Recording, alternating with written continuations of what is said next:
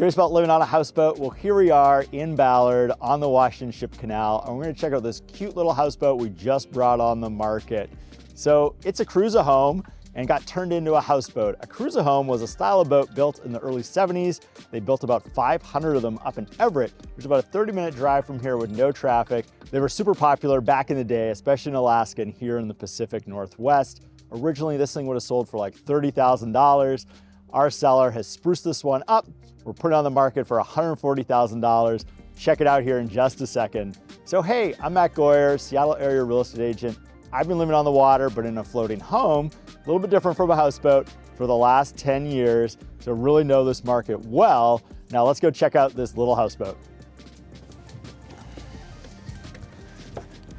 All right, we gotta climb through the window here. All right, so here we are, this cute little cruise-a-home turned into a houseboat. And as you can see, like, you got a reasonable amount of space. It's almost 400 square feet. You got a little living room here with a futon, cute little stove here to keep things toasty in the winter, or it also has some electric heaters, enough room for a little dining area. And then you've got like almost a regular sized kitchen. So you got a good size kitchen sink here. And you have a gas cooktop. Actually, it's propane, but same cooking feel. 4 burners, so that's really nice. And a good sized fridge too. All right, what about the bathroom? Well, there's a little bathroom here. It's got the world's smallest bathtub and a shower. And then you've got this toilet, which doesn't look very fancy, but the seller just installed it and it was $5,000 installed. This is the most expensive toilet we've probably ever had in a video. And then you got a sink, mirror.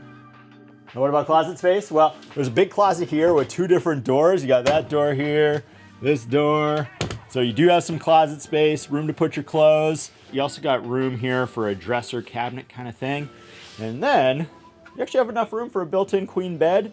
And you can lay in bed, look out at the water, watch the sunset, see the ducks and everything. It's really a cute spot. Well, that's about it for the inside. Now we'll go check out the roof.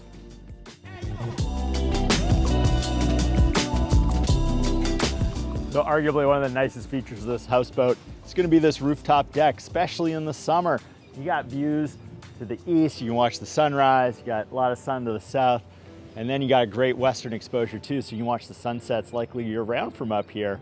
And so we're also like super close to the Ballard locks, so especially in the summertime, there's gonna be a lot of boats coming to and from Lake Union and Lake Washington, going out to the Sound and vice versa. So this is just a great opportunity here to watch the parade of boat traffic go by. All right, so you might have some questions about houseboat life and how this thing works. Well, let's talk about electricity. So electricity for houseboats, you're connected to shore power with this shore power connector, this long extension cord, very typical for boats. And you got a meter so they can sub-meter the electricity. So you're basically connected to city power, but at a lower amperage than you would be for a house. Water, there's actually a hose that would go into the houseboat. It's down over there. It's not hooked up right now because it's the middle of winter and no one's living here. And you're probably wondering, how does the toilet work? Where does that go? Well, houseboats have a black water tank where every time when you flush the toilet, that's where it's going.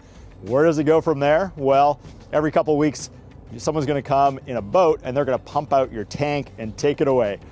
So a little different than a floating home and certainly different than living on land.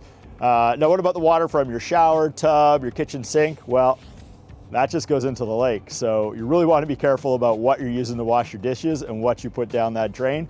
Because if you're swimming here in the summer, you don't want it to be gross. Finally, you might be wondering why a houseboat like this is seemingly so much more expensive than if you had bought a boat that looks exactly the same but isn't a houseboat. Well, the reason is that when you're buying a houseboat, you're also getting this plaque. We call them flowers. It stands for Floating on Water Residence. And that plaque has a lot of value because there's a limited number of them. The city of Seattle only allows a little over 200 houseboats, and we can't add any more to the lake. If you want to replace your flower, you can, and the way you do that is you'd have to get rid of your old houseboat, and your new houseboat has to have the same amount of over-the-water coverage as the old one did. So that's why these houseboats are a lot more expensive than just a regular old boat. That's our look at a cute cruise-a-home houseboat here on the Ship Canal in Ballard in Seattle. If you have other questions we didn't answer about houseboat life, hit us up in the comments below. If you think about buying a houseboat or a floating home, my contact info is also below. Feel free to reach out. Be happy to help. Now, we shot a lot of other videos, especially of floating homes. So if you're curious about how they compare or how they're different, you can check out some of our floating home videos up here. Hit subscribe so you get all our future updates on life on the lake here in Seattle. If you made it this far, hit like, it would help us out a ton. Thanks a lot for watching.